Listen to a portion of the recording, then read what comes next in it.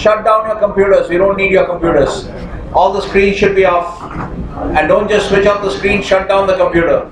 Do a soft shutdown of your computer. Okay?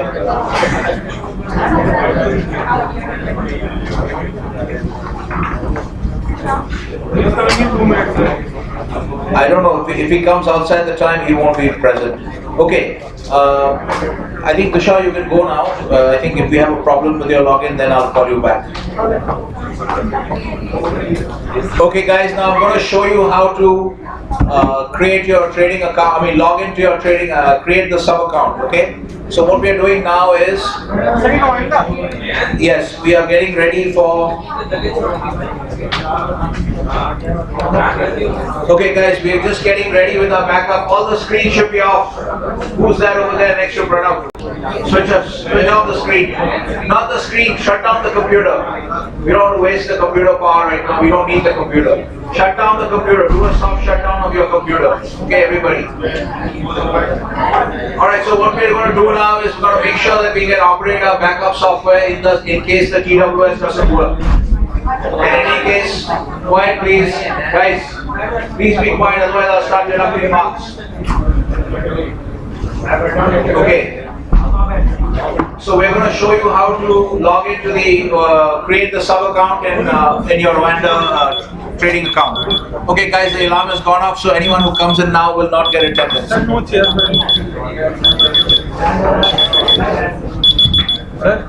No chair.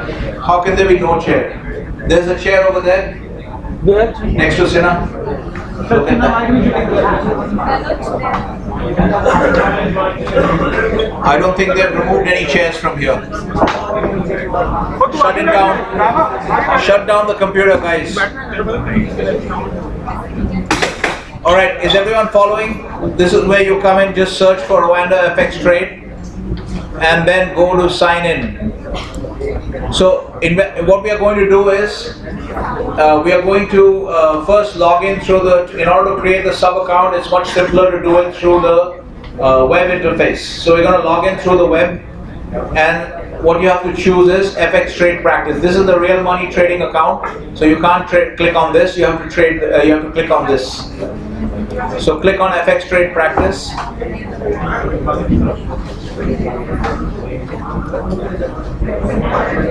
Okay, murmurs, no murmurs here, please become quiet so that we can concentrate on the class. Okay, so I'm going to enter a new account ID here because this one is, I just discovered yesterday that you can actually talk to the help desk if you have any problems. Okay, just find the help desk and talk to them. Okay, I'm going to use a different ID. Just hold on one second.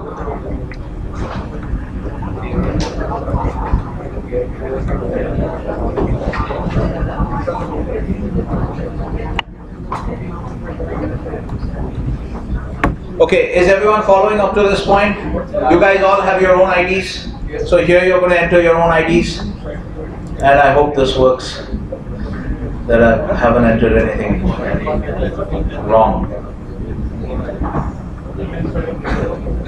Alright, so when you log in through the web interface, this is what you get. Okay, so you can just directly click on add sub account.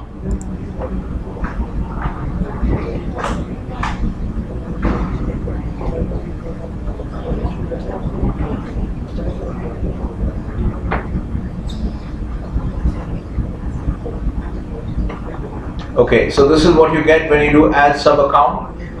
So I'm going to do this new FX Trade account. I think you just go for version 20 FX Trade. Don't worry about the MetaTrader.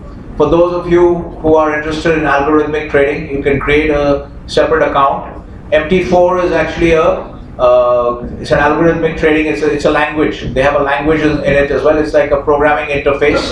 So you can create, you can design technical trading systems in MT4. That should actually be a separate course. Okay, designing a technical trading system. But for that, you first need to have the domain knowledge of technical analysis. So that you have to have the theoretical knowledge, so that you can then combine it with some programming logic and then create the system. So that you can do for yourself on your own. Okay, enable hedging, leave it off. Account option name. Okay, let's just give a name. IFM.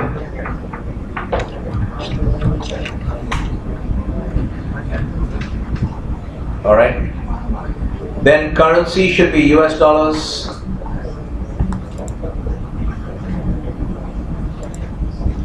Okay, so one of the things you can see here is, do you see any Indian rupee? No, because it's not a convertible currency. So in fact, what you can learn from this set of currencies is, these are the major convertible currencies in the world, okay? Except for the HKD and the Hong Kong and the Singapore dollar are kind of minor currencies.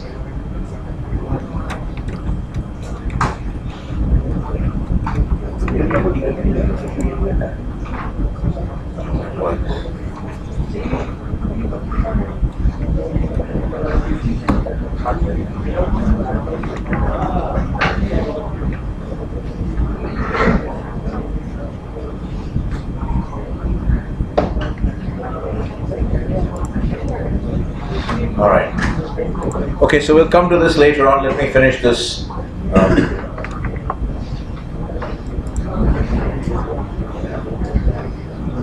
Okay, all right. So select currency. If you go to select currency, you can also learn from this what are the world's major convertible currencies. Okay, so if you go to any major financial center like Zurich, London, New York, you can open accounts in any of these currencies.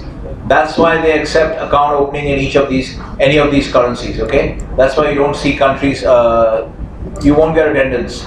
Okay, all right. Okay, so this is what you do here. You have to choose US dollars. Okay. Select leverage, just go for maximum leverage.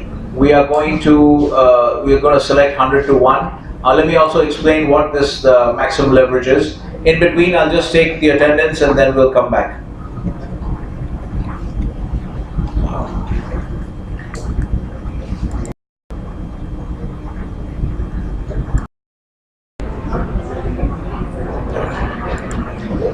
Okay, so you're setting up this account. Give it a name. Currency should be US dollars. Leverage you can choose as 100:1. Okay, does everyone understand what is meant by leverage? There's too much talking going on here, guys. Does everyone understand what is meant by leverage? Yes, sir. High debt. Okay, if I have, no, leverage is high debt, fine. Leverage is debt, you can say. Leverage is actually debt, and high leverage would be high debt, okay? But in this context, in the account opening context, when this guy is asking you, what kind of, you see that you have a choice in terms of leverage? Do you see that you have a choice in terms of leverage? Can you see that? You can choose various multiples for leverage. I'm telling you to choose 100:1. What does that mean? If you have a 100:1 leverage, what does that mean? I'm able to put in 100 rupees by depositing 1 rupee. Okay. So what Dipanshu is saying is correct. He could have phrased it a little bit better. 100:1 leverage means that you can put on a position with a value of 100. Remember we discussed that transaction where you were talking about buying crude oil and buying one contract of crude oil at $70 per barrel.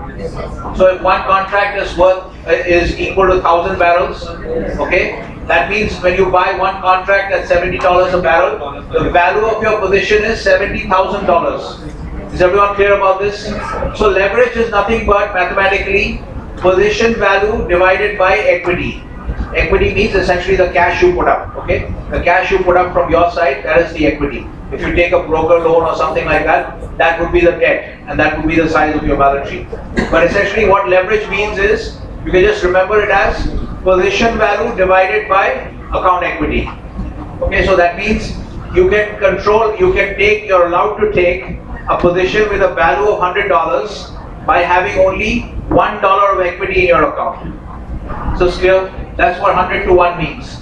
Leverage of 100:1 means that with $1 of equity in your account, you are allowed to put on a position which has a value of $100. Position value, remember, from the transaction of crude oil, you buy one contract of NYMEX crude at $70 a barrel, that contract stands for 1,000 barrels. So the position value is $70,000, okay?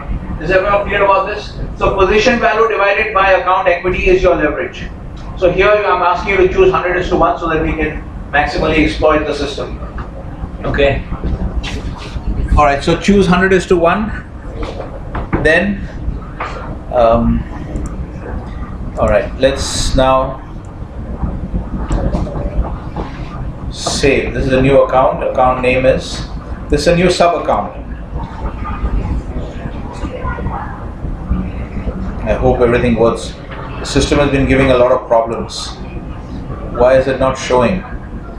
Now, see, there's some software error. And you see that unexpected token in JSON. Now there's some software error here. I don't know what to do about this.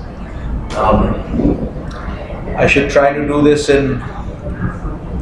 Okay, guys. Now let's hope that when you do this, you won't have this software error. Okay. I don't know why I'm getting this software error, but hopefully you won't have it when you do this. So everyone follows the steps. Okay. So now that you've created the sub account in your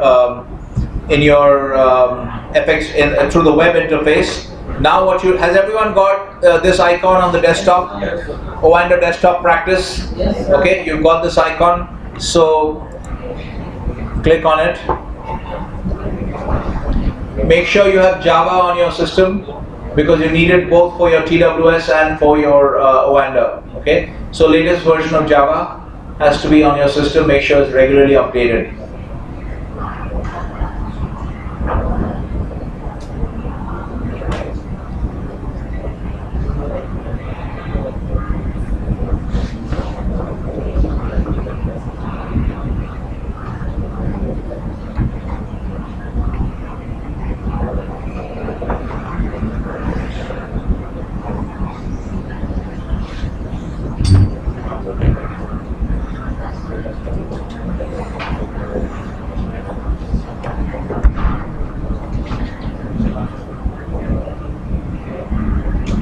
Okay, so you'll get this pop-up. Now here you enter your account credentials once again.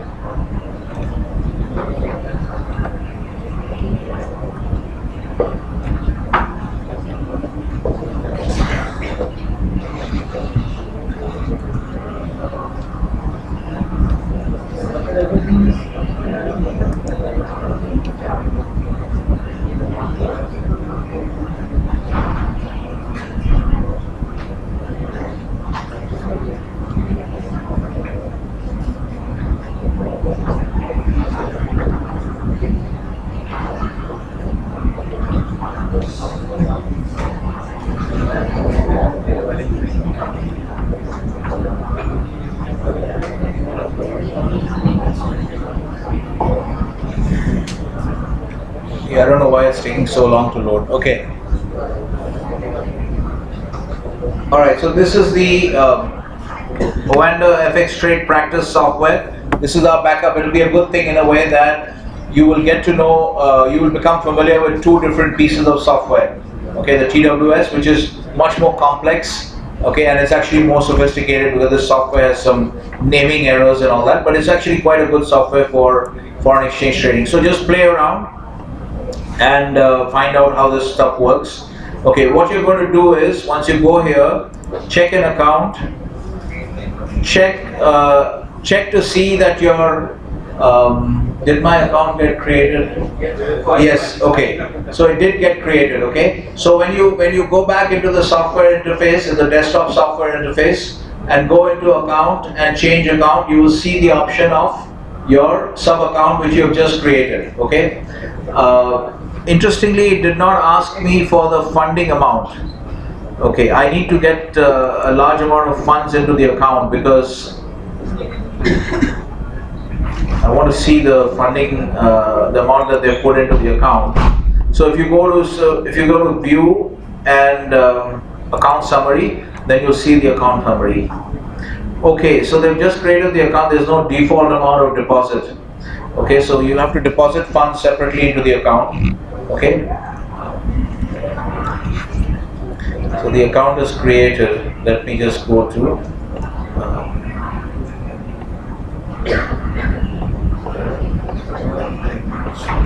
they've changed the system a little bit. Let's look at my account, because earlier what used to happen is that I haven't opened a sub account here for some time. Earlier what used to happen is that when they opened a new account, they would automatically ask you also for the amount of money you want in that account. Interestingly enough, in that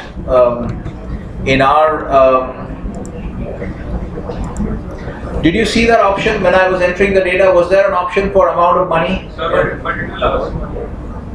No, but it never asked. I entered some amount, so it was asking after creating the account that you have zero balance. So it will ask now, but you got the error. I got the error, that's why. Okay, fine. So let's see manage funds. I don't know if I can do it through manage funds. So in your case it asked you. Yes. And how much did you add? 10 lakh. No, that's not enough actually. You need to. We can add more, it will ask. Yeah, I mean. Deposit. Yeah, so what we'll have to do is, so you do this, your account is ready, okay? So if it asks you, you just enter 100 million, okay? Just enter 100 million dollars because we want to make sure we have enough amount and then we have a leverage of 100:1. Because we don't want to, having more money in the account is better than having less money. Because you may not use the entire account equity, but if you have less account equity, that prevents you from doing the project properly. We don't want that situation. So Nimish, you got that prompt. Yes. When you created a sub account, what happened to the next step? Once you click save, I click save. Then it was showing the summary, so I clicked on deposit. Okay, so it didn't actually directly ask you for It a. was showing zero balance. Okay, and so then you click through deposit. Okay, because earlier it used to actually ask you at the time of creation, just like account leverage. It used to ask you for. Okay, is everyone following along? What is to be done? Then you go to deposit. I hope they haven't put any limits.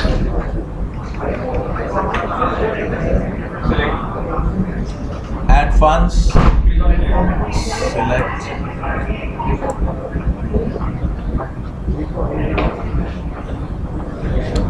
Okay.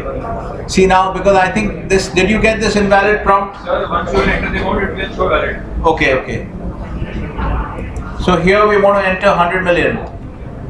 100. Okay. Yes, proceed. Okay, so now you're rich. Everybody's rich now. Okay. Alright, so you have $100 million in your account. Hopefully that will show in the software interface without having to re-log in. Yes. Is everyone noticing now that I can see the money in my the software, the client? Okay. All right. So fund deposit is showing the fund deposit under activity. Okay. So now what we have to do is, now we have to make sure. So this is where you don't need two accounts for this for each group. And I think the other point is that in this software, unlike the TWS does not allow simultaneous logins from the same ID. Okay, but this, at least the last time I checked, because I haven't tried simultaneous login in a long time, but it used to allow, and hopefully it will still allow, simultaneous logins from the same ID. Okay, so all of you can practice on the same ID, but the only thing I will be careful about, so there is some limitation on the number of sub-accounts, so don't go to town on it. Okay, try to be a little bit, you can open one or two, I think there's a limit of 19 or something like that, but it's still stopping me even though I won't have 19. So this sub-account business is acting up a little bit. So whenever you need something, you open another sub-account for your practice. But the best way to do it is that you'll see this when you log in, okay? When you log in, what will happen is,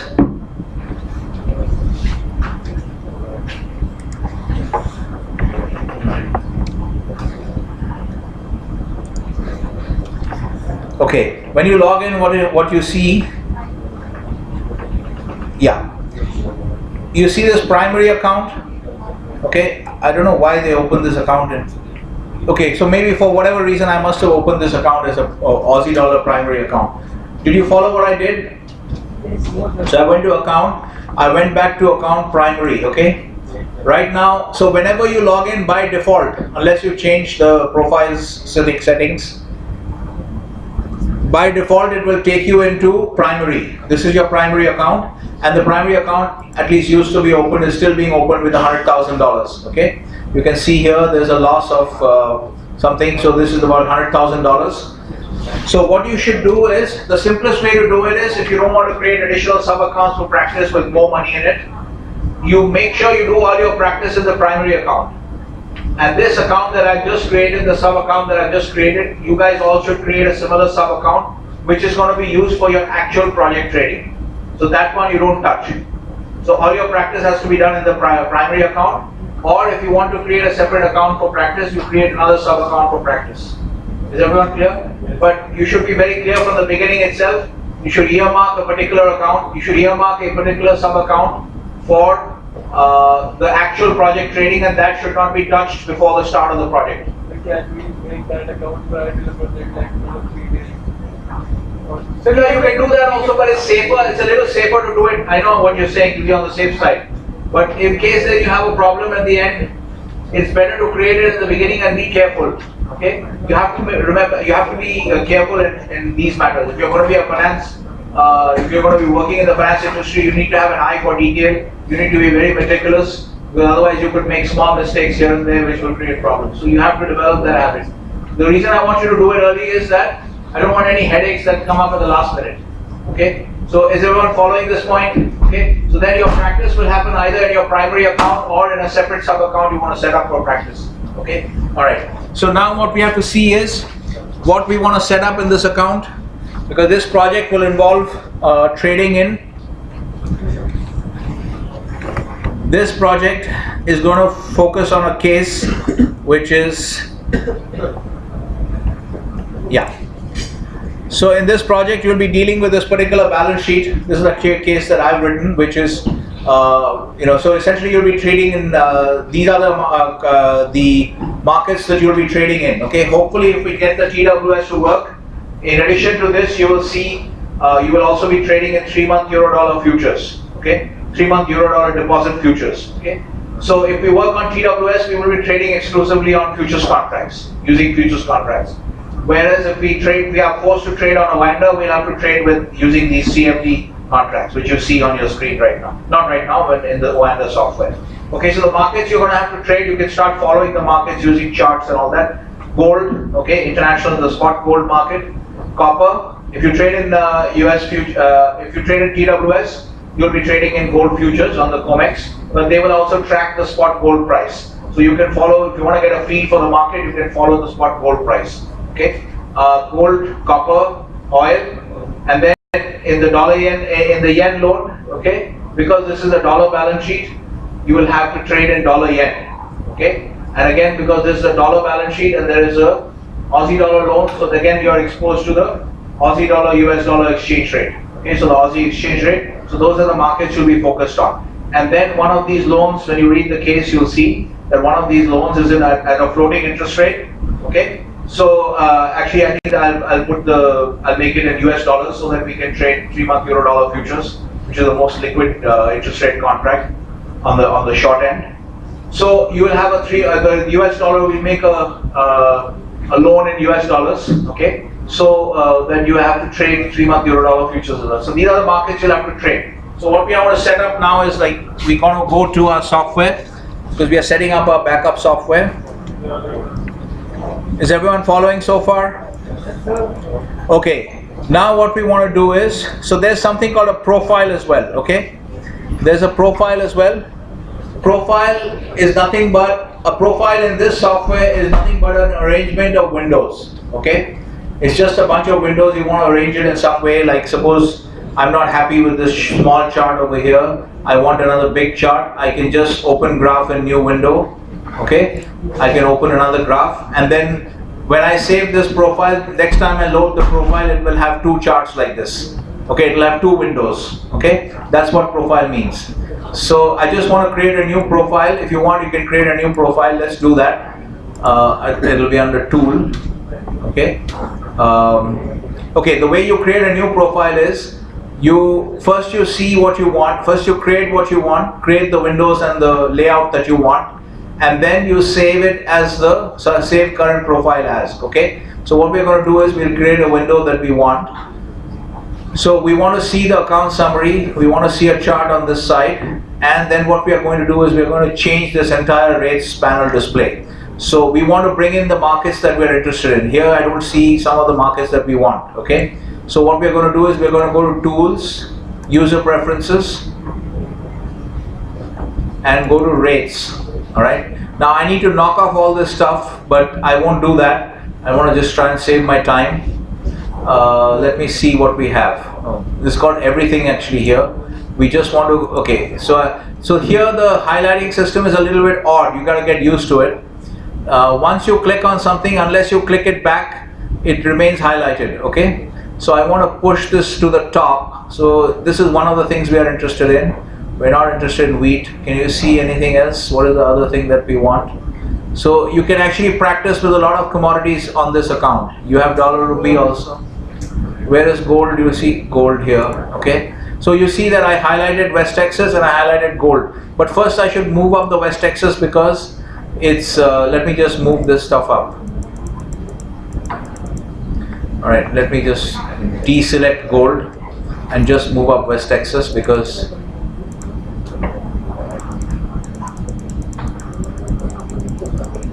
okay, so okay, now I need I'll move both of these up close to copper, okay? So then we have this, then we'll highlight copper also and we'll start moving this entire lot up. No, Brent we don't need, we want West Texas, okay? So I'm just showing you, okay, right on top we have the three commodities that we want. Now we need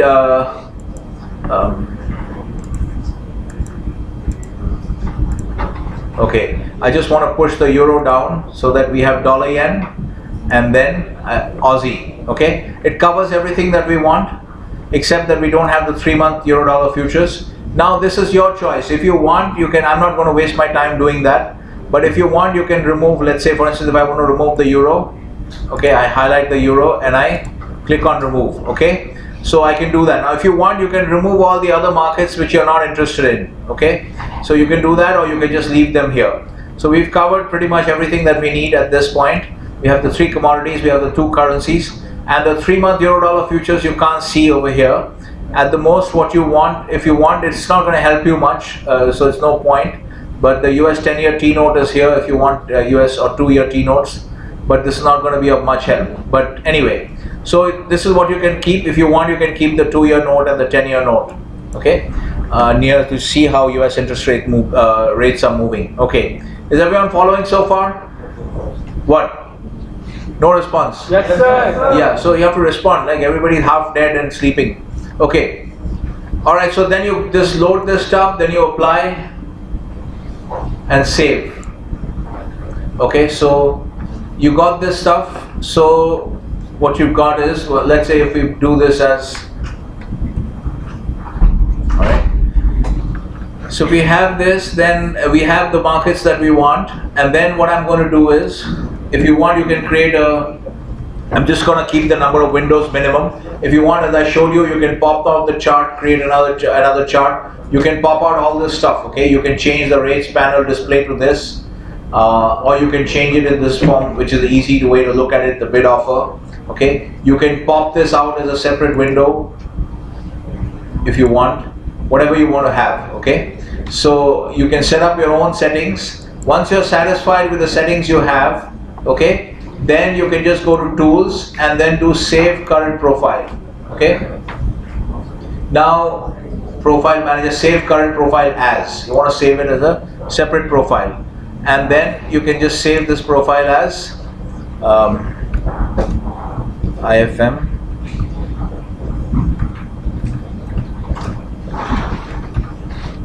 Okay.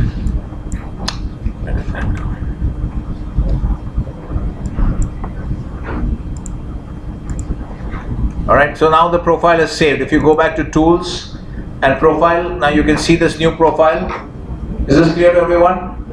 Okay, so it's pretty simple. I'm just making sure that you know what the steps are. So once you've got this set up, now this is just all for our backup software, but at least it'll introduce you to another piece of software.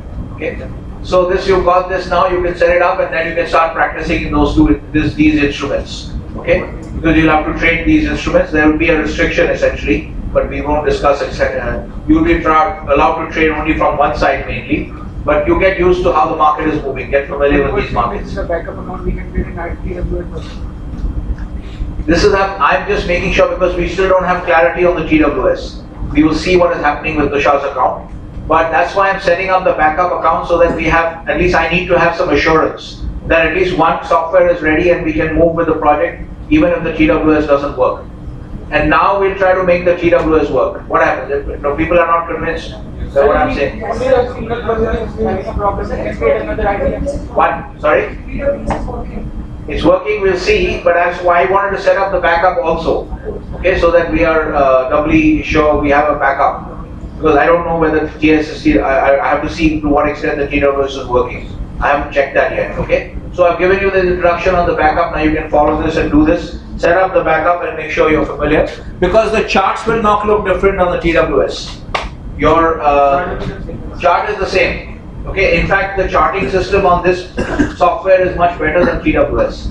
Okay, it is simpler, it's a smaller piece of software and you can get the same charts, you can get a lot of studies. So you could actually use this as your charting software and then you could do your trading on TWS if you actually do that. Alright, so let me just see.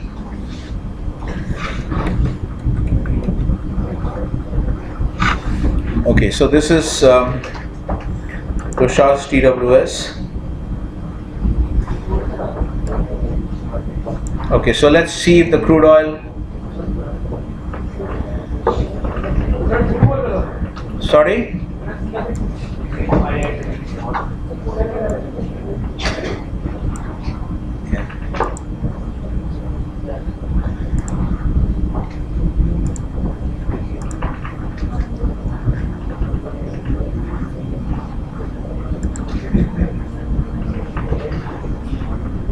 Order filled.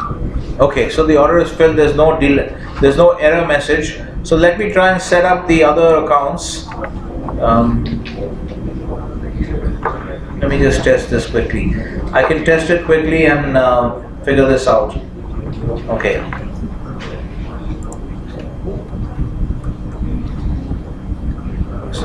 So on one sec, guys, please pay attention here also. Because in case it works, earlier I was getting a data error message on the when I moused over the bid and offer.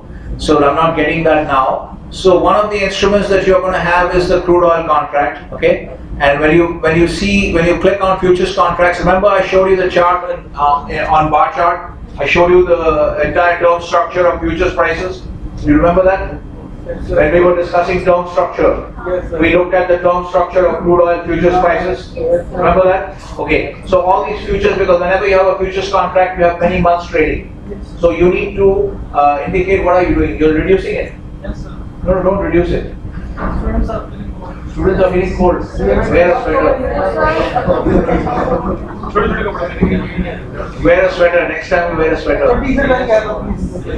Okay. Hey, don't switch it off. It's very warm. Switch it off. I'm walking around. I'm talking, so I need to make sure that I need to be comfortable. Okay, you guys should bring a sweater. It's shawl or sweater. Okay. So whenever you try to add now this contract, you have to trade in crude oil futures. So that is already there in Tushar's account. So that's already been set up. So you can see that. Okay. But now we need to set up the other contracts. Okay. So I'm just going to show you the tickers, and this is what you have to remember. That these are the tickers. For copper, the ticker is. We're going to set up copper next. The copper ticker is HG. H for home, G for God. HG, because the contract is, it's a contract, the grade of copper is high grade copper. Okay, so you have to remember this. Okay, you can note it down if you want. The contract for copper, the copper ticker is going to be like crude oil is CL. Okay, for copper it's HG. H for home, G for God. Like in crude oil, we had months like we stand November and. Yeah. So you'll have to see this once you enter. See what happens. I just entered 8G. When I entered 8G, the system knows that I'm referring to NYMEX copper. Okay, so it is now I have to choose either I want the index or do I want futures options or do I want futures. So when I click on futures, you can see that the system is giving you a whole bunch of futures that you can do. Alright, so these are the 3 futures contracts that you can trade. So let us go for, we are in September, let's go for October. Later on I'll show you how to choose. You can actually choose here as well, but let's just choose one contract at a time. So let me choose October. Alright, so October futures for high grade copper. So the HG is because the copper that is traded on the NYMEX is high grade copper. There's also copper traded in London. That would be a different grade and specification. So this is something that you learn about commodity markets, where in all commodity markets, the grade of the commodity is also important. Okay, you'll see when you look at the copper contract on the NYMEX, you'll see how much it has specified everything in detail. Copper cathodes, this, that. You can reread the contract specs. Okay. All right. So the next contract that we have is gold. The ticker for gold is GC. G for God, C for Canada. When I enter GC, this system understands that I'm referring to NYMEX gold, and then I click on futures. And again, in the case of gold, let's choose the October futures. This is the contract is expiring on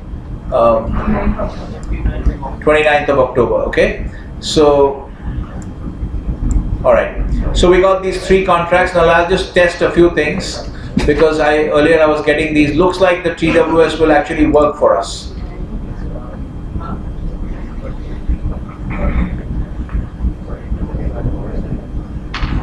Let's see if we can. This is okay. This is not a problem in terms of physical delivery.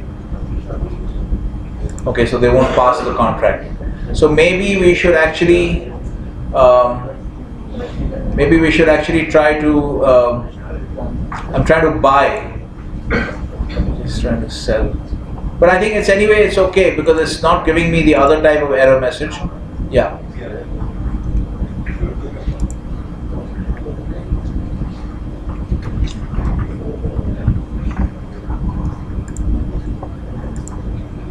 Order filled. Okay, so order is filled. So there seems to be that it seems that everything is working now. So I got the three commodity contracts. I also need the futures for Aussie dollar and yen.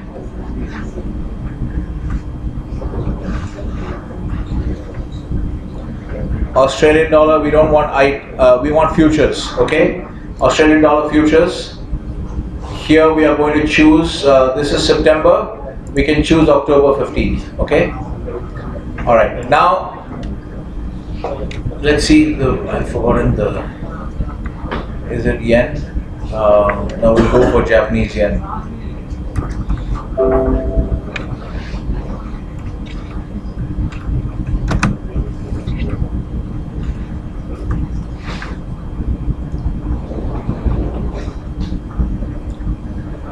Should be at the end. Okay, at the end you'll find Japanese yen. Click OK. Now it's asking you Japanese yen futures. Okay, now let's choose October 15th. Okay, do you notice something odd about the Japanese yen code?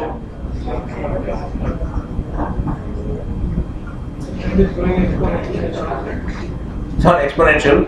So when you see, now this is the difference between spot and futures markets. In a way, it's good that we kept this. Okay, so look at this here. Look at the dollar yen code over here.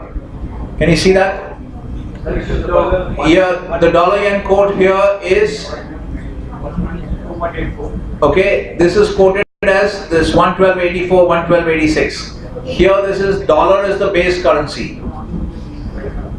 Okay, so here if you find the contract, the main idea is that, so here the base currency is dollars and the unit is 1. Okay, in the spot, so this is where you see the difference between spot and futures market in the markets in the case of currencies. In the spot market for currencies, when you're looking at dollar yen, the base currency is dollars. Okay, in the futures market, and the unit is 1. In the spot market, the base currency is dollars and the unit is 1. So this 112.84 is 112.84 yen per dollar, for $1. Okay, but when you go to the futures market, okay, the currency futures markets, the system is reversed. The reason the quote looks odd like this is because here the base currency is now yen. Okay, and the unit is, I'll have to check, I think it's 62,500. We'll check that. Okay, so it's I'll just that's the contract size. Okay, let's just go back and check, because I also don't remember exactly what the unit is. Well, let's.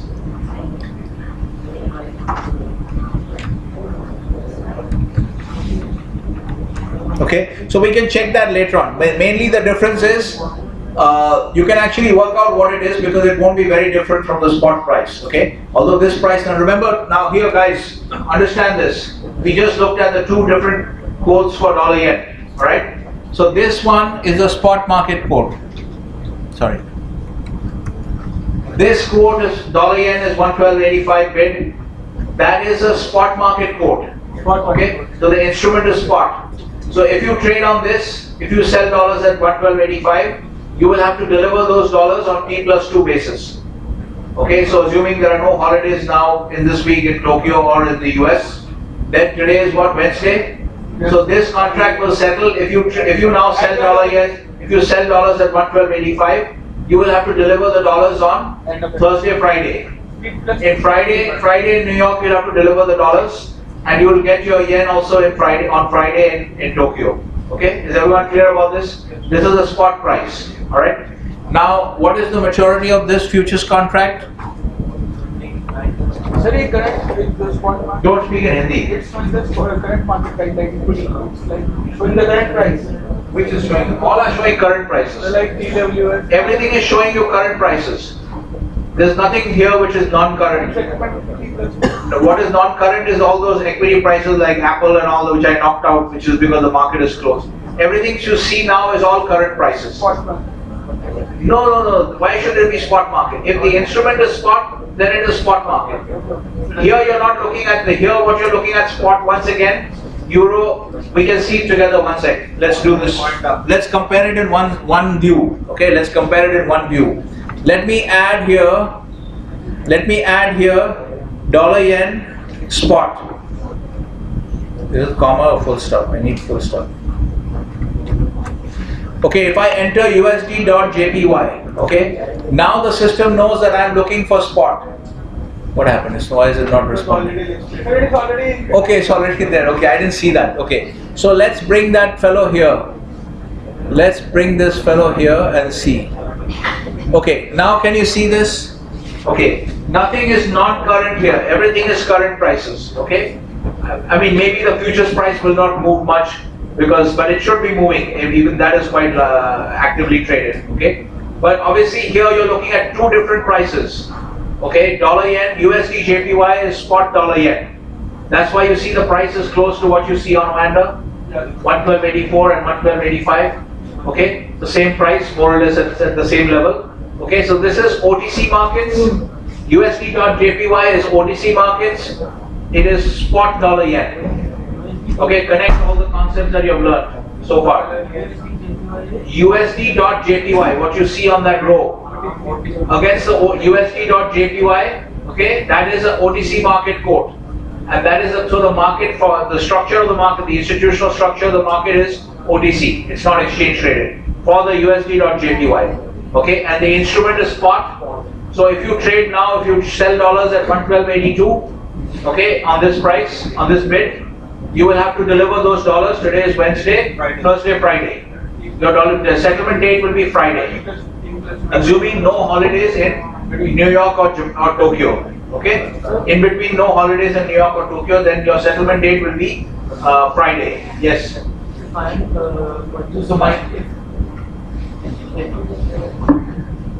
I am buying USD.JPY, Yeah. then the dealing is between this interactive broker and me only. No, other parties involved. No, this is actually because I'm coming to that part. Actually, that is the broker and the market maker aspect.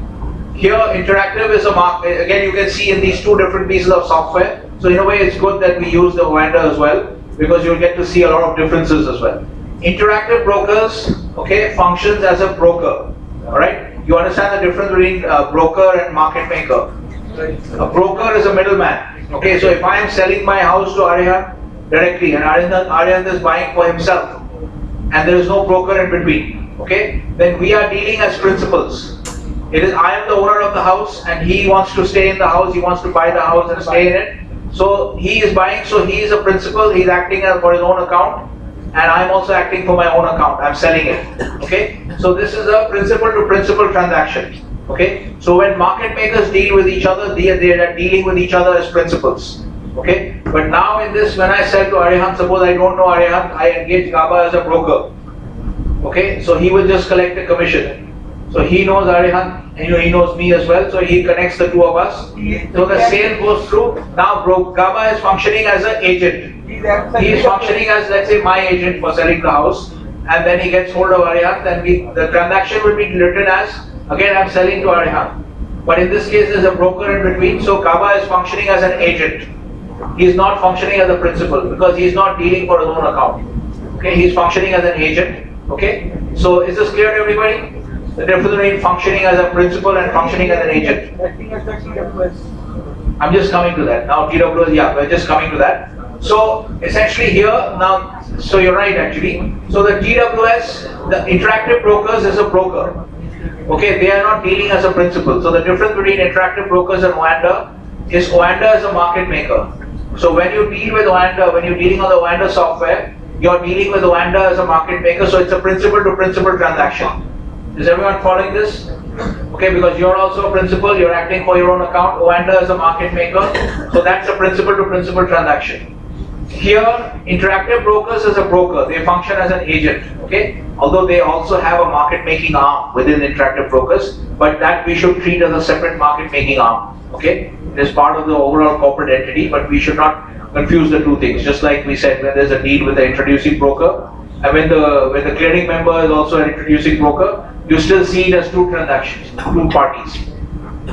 Okay, so IB is a broker. It is functioning as an agent. So when you click, coming back to Dipanshu's question is that if I sell dollar yen in the spot market at 112.78, okay, both are 78 actually, but anyway. So we look at the bid side. Okay, 112.78. If you see how tight the price is in spot FX for the major currencies, can you see how tight the pricing is? Okay, because it's now almost getting towards close to the London Open, and when London comes in, maybe it will get even tighter. You see how tight the spreads are. Okay, this is what happens when you have a liquid market. When you have a liquid market, when you have high levels of speculation. Okay, one of the things you notice one of the problems in our country is because we have shut out speculation, we have also shut out liquidity. And because we have shut out liquidity, then our transaction costs are much higher.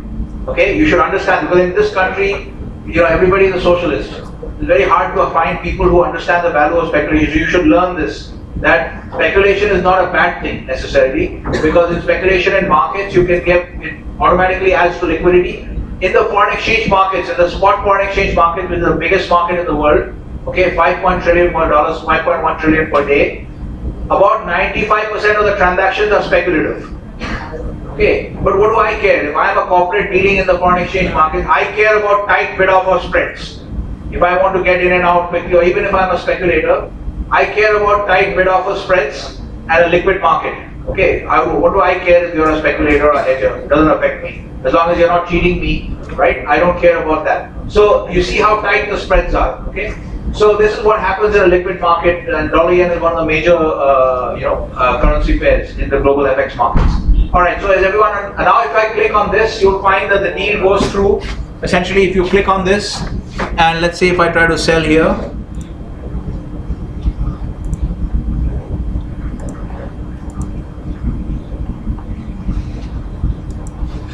order filled. okay. So you get the order filled. So essentially, this deal will now go later on when you look at your deal ticket, okay? Because IB is a market maker. Sorry, is a broker, okay? So eventually, this price has been supplied by some market maker. So if you look at the underlying deal ticket, okay, you will see, because here you're just trading using the software. If you look at the underlying deal ticket, this will be some market maker like Barclays London or City New York, or somebody who put that price. Somebody who put up that price. Okay, somebody who had put up that 112.80, those prices are coming from different market makers. It's not the average, it's an actual price.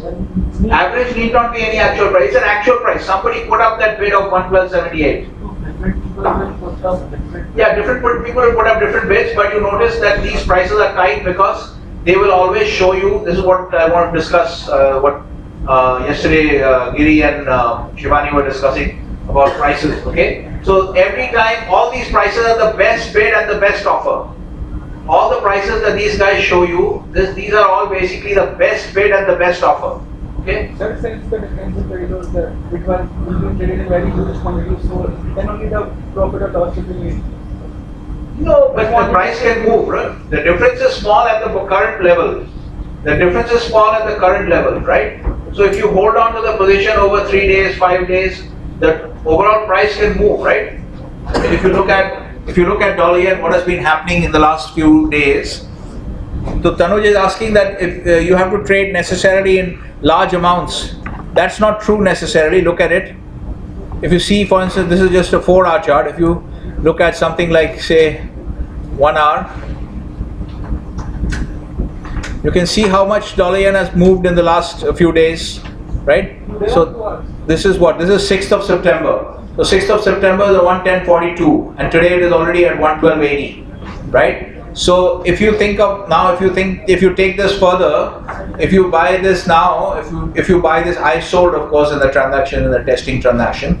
If you buy this now, all right, it could move up to even 115 in the next week or 10 days, right? So it is not necessary that Tanuj's question is that because the bid-offer spread is so small, do I have to trade in huge quantities?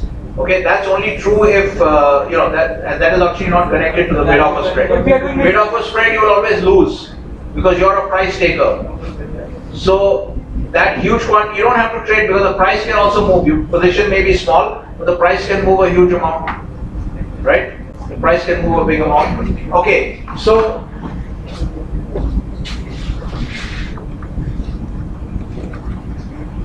all right, let's go back to this. So when you trade on the IB website, then eventually the trade is going, okay, Nagpal, you will lose some marks.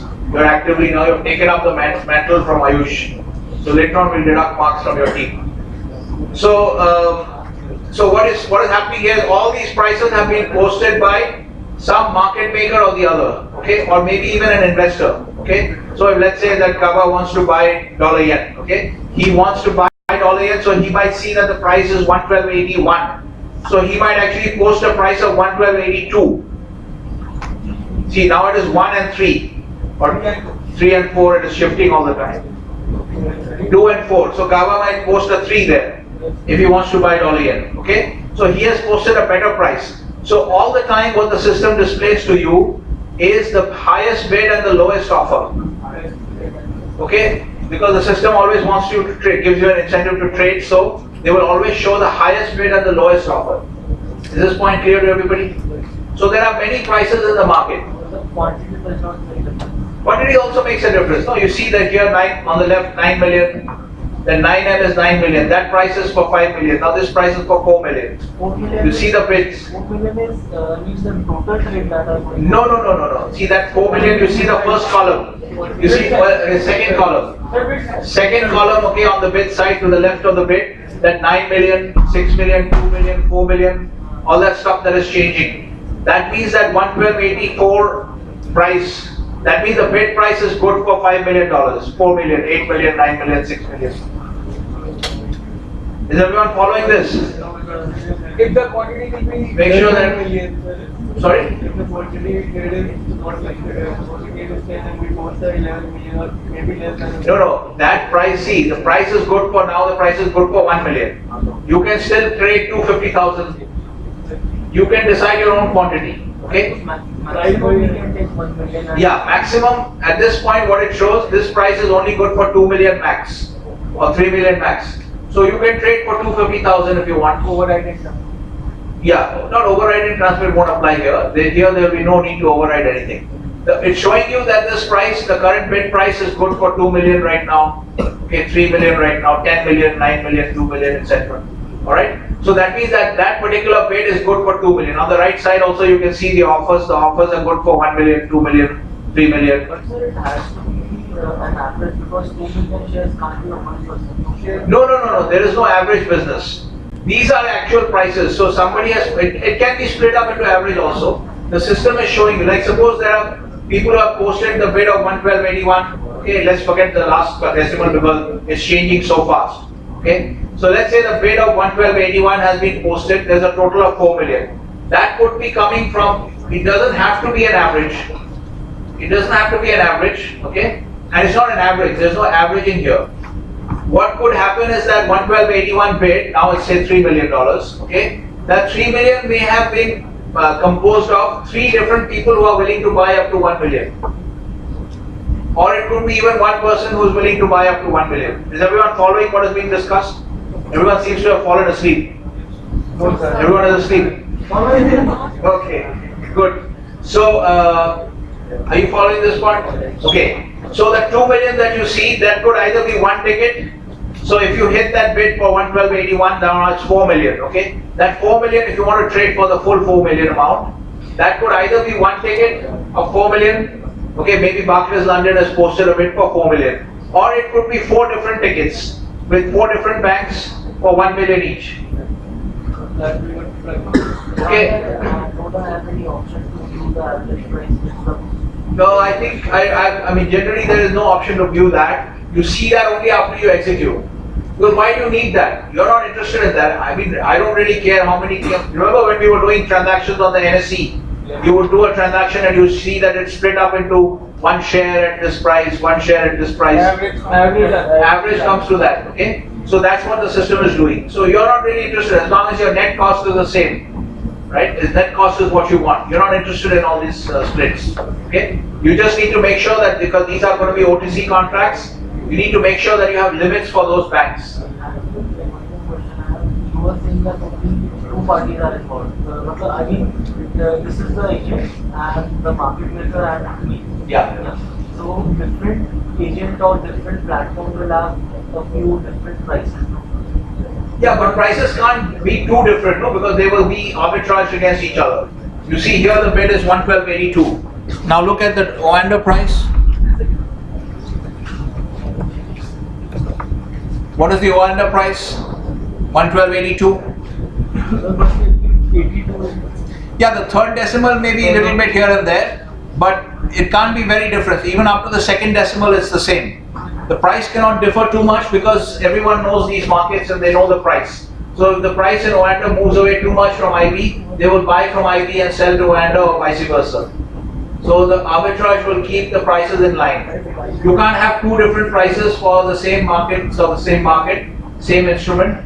You can't have two different prices because people will buy from here and sell to the other market.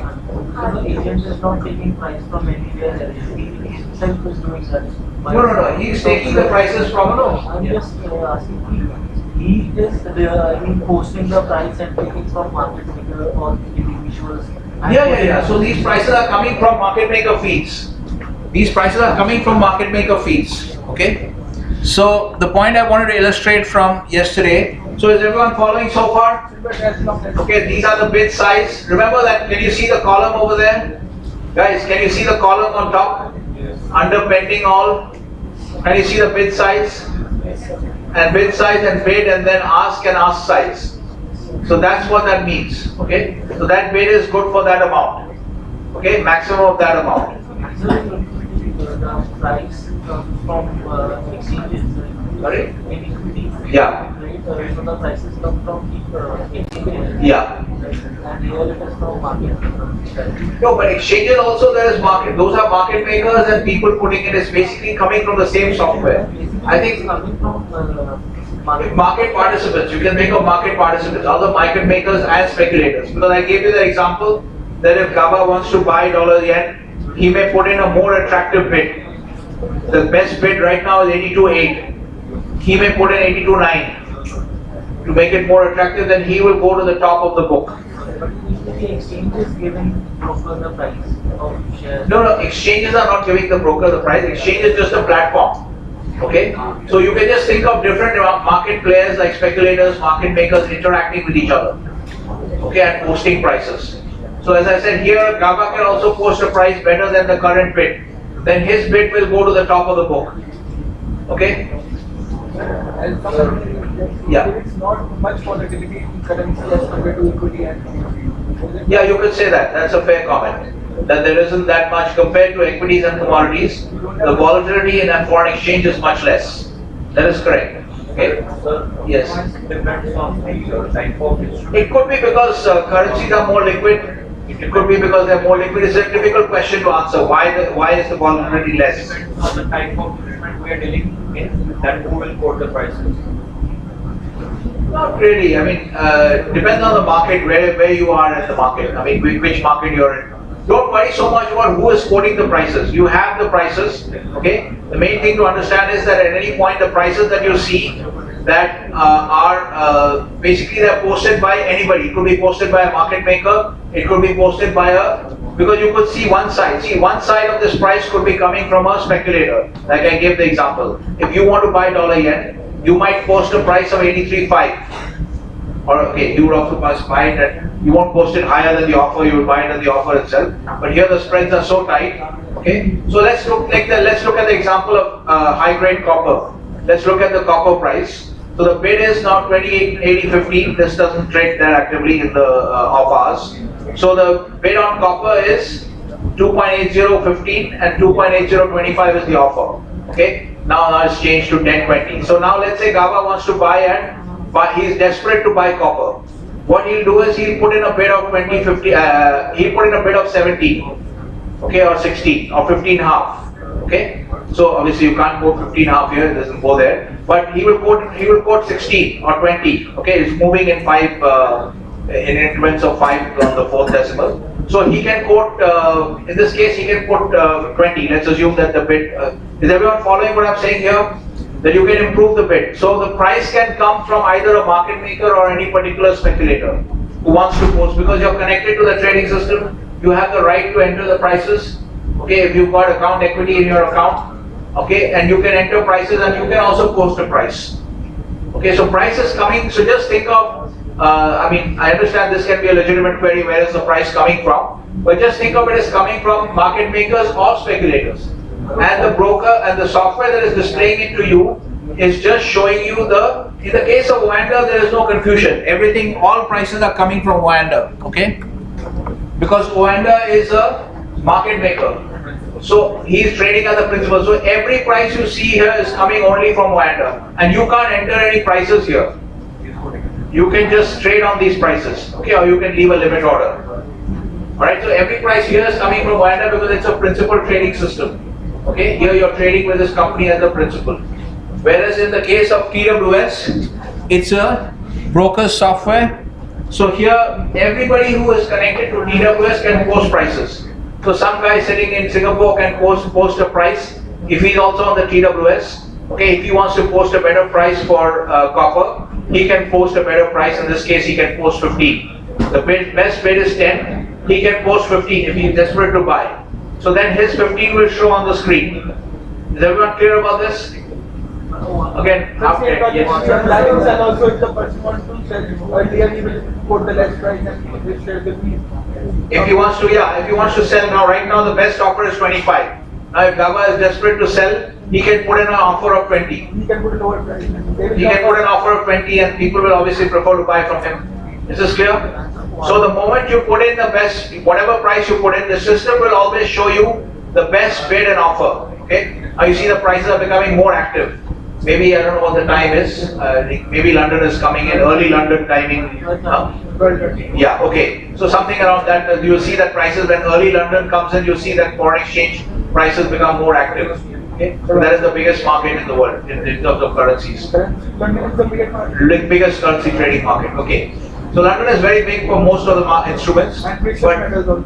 Sorry? Precious metals also. Precious metals also. Precious metals also. Right?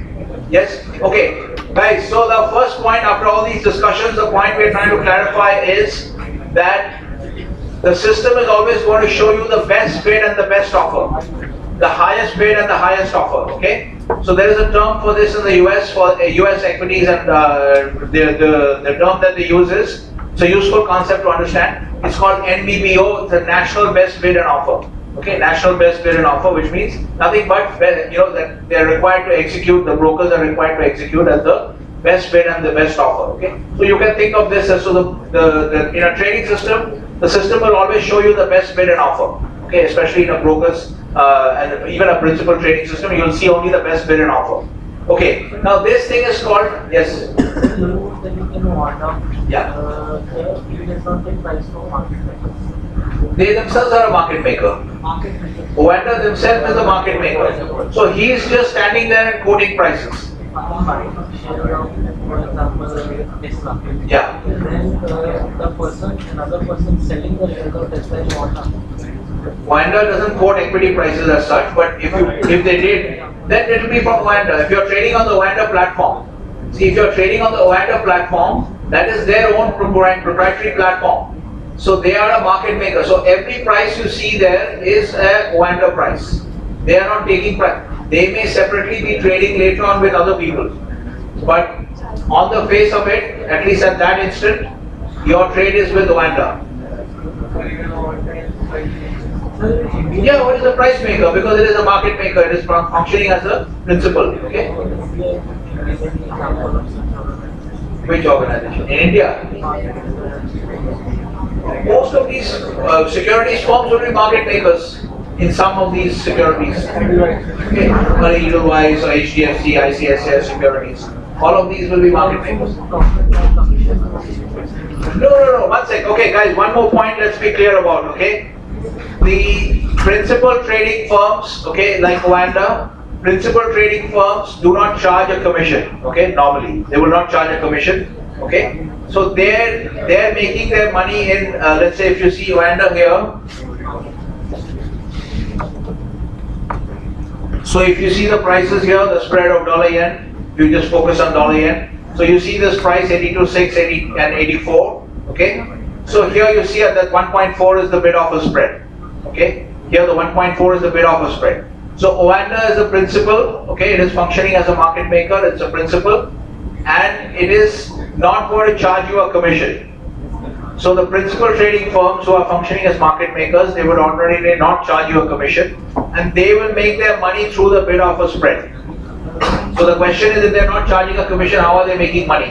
They make their money from the bid offer spread, because you might be trading on the bid side, some other guy will come and trade on the offer side, and they will make they'll do a lot of volume throughout the day, and that's how they'll make their money. So the principal trading firms will make their money through the bid offer spread. Those who are quoting as market makers, trading as market makers, they will make their money on the bid offer spread, okay? Those principal trading firms who are trading as speculators, who are not necessarily quoting prices, they'll make their money on the directional movement. So like they might have bought oil at 50.4, now oil has gone, they will buy it. Remember, these are directional speculators. So we contrasted market makers who are not making a bet on the directional movement of the market, but there are also directional speculators who basically take a position and sit on it, expecting that the market will move up or move down in some direction, okay? So let's say if there's a speculator who also trades as a principal, okay? So he buys oil at 50.4 and then he sits on it, and then when it goes to 70.5, etc., then he will sell it, okay? And make a profit. So he's making a profit based on the direction of movement. No, broker makes his profit 1 minute. Let's be clear about this. Now we understand the principal trading entities, the market makers and the speculators are principal trading entities, okay? So the market makers will make their money on the bid offer spread, expecting very high volumes to be traded on either side, and then the not much movement ideally in the market, okay? And then they can nicely pick up the entire bid offer spread, okay, on a large volume. That's how market makers make their money. They don't charge a commission. They make their money from the bid offer spread, okay? Then high volumes of trading and the bid offer spread. That's how they make their money. The speculators, the directional speculators, they are also principal trading firms. How do they make their money? They take a view on the market.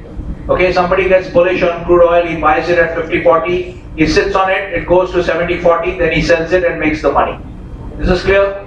So these guys are making money based on the direction of the market's movement, by getting the direction right. Okay, so these are the two types of speculative entities. The market makers who are not directional speculators, then you have the directional speculators. So these are all trading, both types of speculators are trading as principal. Okay, that's why the market maker doesn't charge a commission. Now when you go to IB, if you notice IB, when you were trading on NSE, what was happening to you? We saw that they were charging you commissions. Did you see that? Yes. Okay, so they were charging you commissions. Now, that's what the brokers do. Brokers don't make money on whatever you were saying, bid offer spread or market movement, anything. Brokers are only interested in collecting a commission. If you do a transaction with them, they will collect a commission. So if you see IB, if you go to the IB website, you can check that you'll see that they have an entire schedule of commissions. for any given market, they will quote the schedule of commissions. Okay. So IB being a broker, they're functioning as an agent, not as a principal. Their job is to basically charge you a commission on every transaction. Okay. So that's how, is everyone clear about this? The two categories, the different categories. Okay. And how they make their money. And so these guys, the brokers, they're functioning as an agent and they make their money as in commissions. Okay. They are not interested in whether the market has gone, after you bought from IB, he doesn't really care whether the market goes up or down because he has no position. He has just matched your position with some other party, just like Gaba was brokering the real estate transaction between me and Aryan. He is not interested, Gaba is not interested in whether after Aryan buys the house, whether the price of the house falls or rises. He is not bothered because he has collected his commission and gone. Okay, because he is a broker. But the spread is also transaction broker, right? Yes. Freelancing also, where does the money go on spread? So the spreads, these are all end prices. Remember I told you the prices are entered by market players. So either the market makers or the directional speculators, they have entered these prices. IB itself is not entering any of these prices. It's just a platform. So if you trade on their platform, they will just collect a commission. Okay, and they have connected this platform to all the different market players. Okay, is everyone clear? Okay. Alright, so we were coming back to the idea, so we've learned a few concepts here. Now we are coming. It is getting heavy. What is so heavy? Most of the people are chatting here and there. Okay, here again I have to deduct marks. Giri, Prachi, and who is next to Prachi? I can't see. Tanvi. Okay, now let's do some deductions. I can also rest my voice while I do some deductions.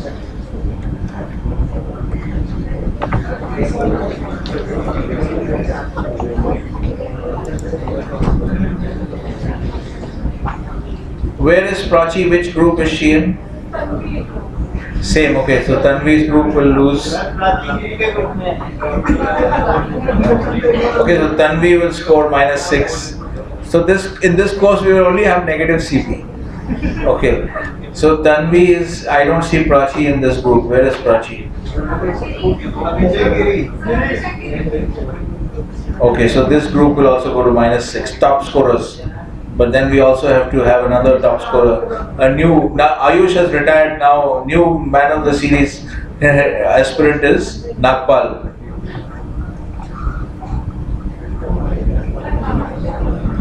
Akanksha's group, no, where is Nagpal? Yes, -4. Okay, so this is a useful sheet to have open. Alright. Okay guys, so what have we learned? It's been a long session, but it's good that at least Dipanshu is asking a lot of questions until his own idea is clear. So this is how it works, because everybody has to understand things from their own point of view. So that's why you need to, and that's why you come to class mainly to ask questions, so that you can understand it from your own unique perspective. Okay? Alright, so what have we learned? Bids and offers we already knew. We learned about principal trading firms and those who trade as agents. And we've learned the agents collect a commission. They don't charge a bid offer spread. Okay, they charge, and principals don't charge a commission. They make money. If they're a market maker, they'll make money on the bid offer spread. If they're a directional speculator, they'll make money on the big moves in the market. They'll take a position and sit on it, and hopefully it'll move in their favor. Is this clear? Okay. Now we also learned that the system always shows you the best bid and the best offer, the highest bid and the lowest offer. Okay. So this is called, the new term that you want to learn is, this is called the top of the book. Now you got to get used to this term called book, just like your book, which you're writing in, the exercise book. Now in trading and financial markets, we use the term book to indicate any kind of account essentially. Here also this is used as a book. Okay. So this is called the top of the book. Okay. Let's take copper, because this dollar yen prices are so tight and so changing so frequently. So copper right now is 55.65. Okay, this is the top of the book. This is called the top of the book. The best bid and offer is called the top of the book. Okay, so here this is called. Why is the book? The book is basically nothing but the order book. The order book, which is the sequence of entire set of orders which are there in the system. Not a record of the transactions. It's called the order book. It's the lineup of different orders that are there in the system. Okay. 1 minute. Let me just show you something. What is meant by order book? Okay. Let's see one thing.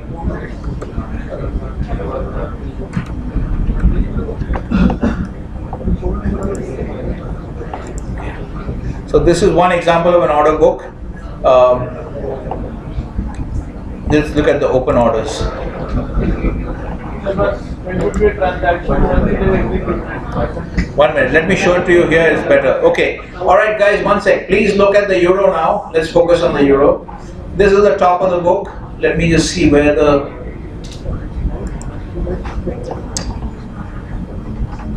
I'll just cancel this.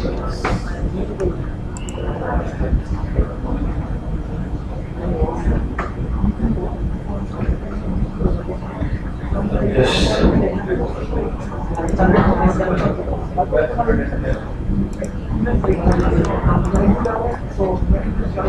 I forgot where I got. Okay, guys, let's look at this now. Okay, now we were looking at the euro and I clicked on the book trader. Okay. Now, can you see this?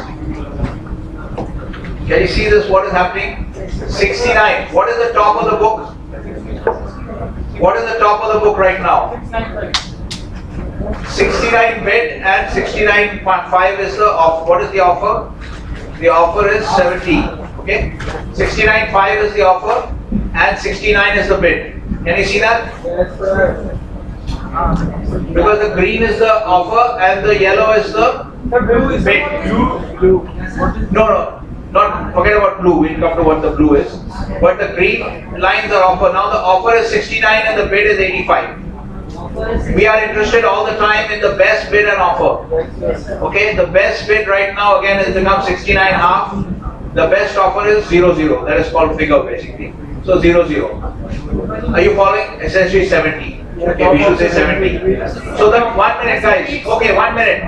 Let's freeze the screen right now. Forget about what is the change. One sec. The best bid and offer right now is 69 and 70. 69.5, 70. Best bid is 69.5 and the best offer is 70. Okay, that will keep on changing. Now it's dropped a little bit. 69, 69.5. So 1 minute, let me finish. So first thing to be clear about in this market right now, the best bid, the top of the book is 69, 69.5. Right now. 69, 69.5. Is this clear? Okay. Now this is what is meant by, so this is what is called an order book. Can you see some other figures also? The 70 is 2.2 million. 69.5 is 7 million, 69 is 21 million, 68.5, the price is dropping. The price is actually dropping because now the best bid is only 80. Okay?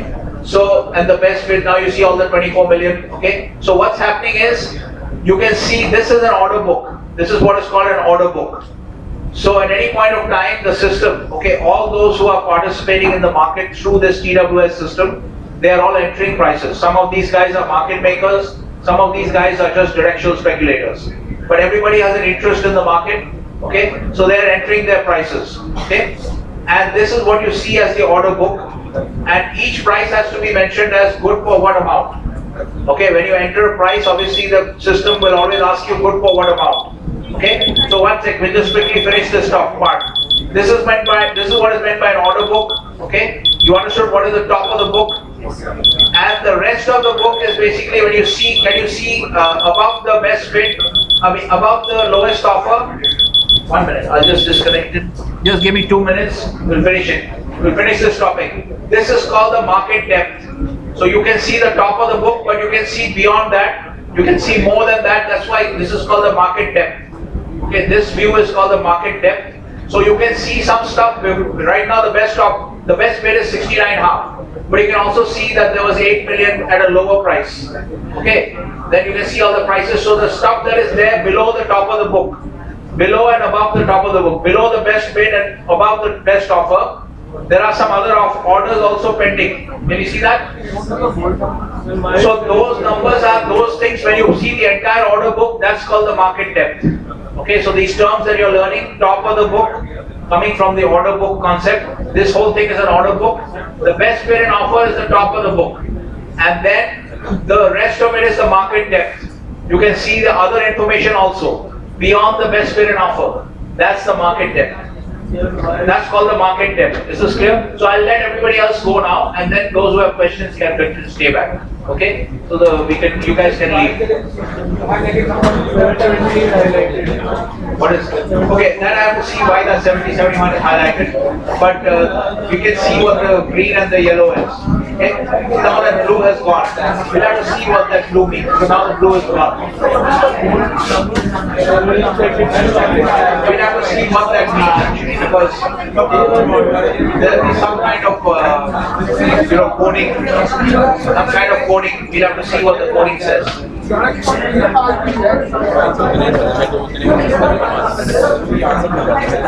TWS accounts are also working now. In our group, 2 TWS accounts are working. Okay. Himani. Alright, okay guys, before you leave. What is the blue? Blue. That I don't know what the coding is. There'll be some kind of coding. We have to see the manual for this. But mainly what we are interested in the top of the book and the entire order book. When you see the entire order book, you are seeing the market depth. That term that we use is market depth. When you are evaluating over the entire book, then if you have information on the entire book, here you can see clearly you have information on more than just the best bid and offer. You can see more than just that. Okay. Okay, guys. Has everybody managed to create? Has everyone's TWS working? Yes, sir. Yes, sir. Everyone is working. 2 accounts are working now. Anybody? Why 2? You should have 3. 3. You get 1 more. So make the third account. No. 2 for practice and 1 for. Okay, guys. Please give me a report on this. Once all 3 of your accounts are working, and working means working means you have to try to do a trade on a test account. Okay. Designate a test account. Okay, be clear about this. Please follow the instructions. Okay. Designate a test account because we want to make sure that everything is up and running, and be clear about that. Because I have to send a message to IB that make sure you create all 3 accounts for each of your groups. The TWS, we're talking about TWS now. Create all the 3 accounts and designate one as a practice account. In that practice account, you do what I just tried to do on Tushar's account. Okay, so Tushar's account automatically has become now a basket. You saw that I traded in gold, traded in copper, okay, traded in crude oil, and dollar. So make sure you do these trades. Okay, please listen to the instructions. Okay, sir. Okay, do these trades in the futures contracts. Set up the futures contracts. Do the trades and see if you get any funny messages like saying you don't have market data. All these kinds of error messages. If you get any of that, in any case, you report to me that you're not getting any of these messages. What we are watching for is those kind of messages saying your data is not live. Okay, you don't have market data. You have delayed data. Don't trade with delayed data. These kind of messages we don't want to see. Okay. All right. Okay.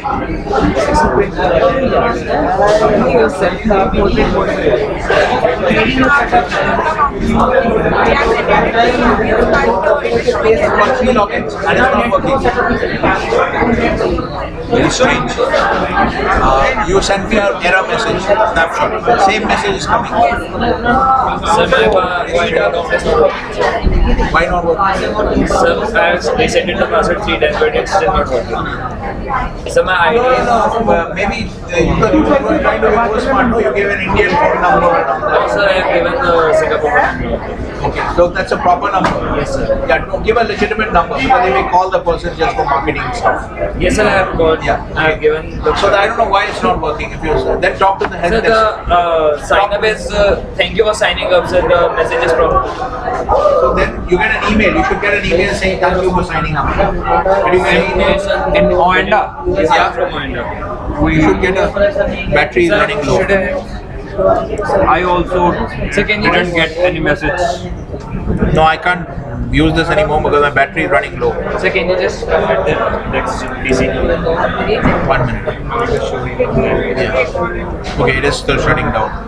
Okay, so in your case, you are not getting the. She is not able to log in. So I have got your error message. Is working. But TWS, the error message you sent, the same message is coming. Okay, so I'll follow up on that. In the meantime, you might want to talk to Tushar and see if you're doing something, making a mistake. Because this is working. This ID was working. So that we'll try. One second. Let me just quickly. Okay, I'm going to have a problem right now. Okay, Sahil.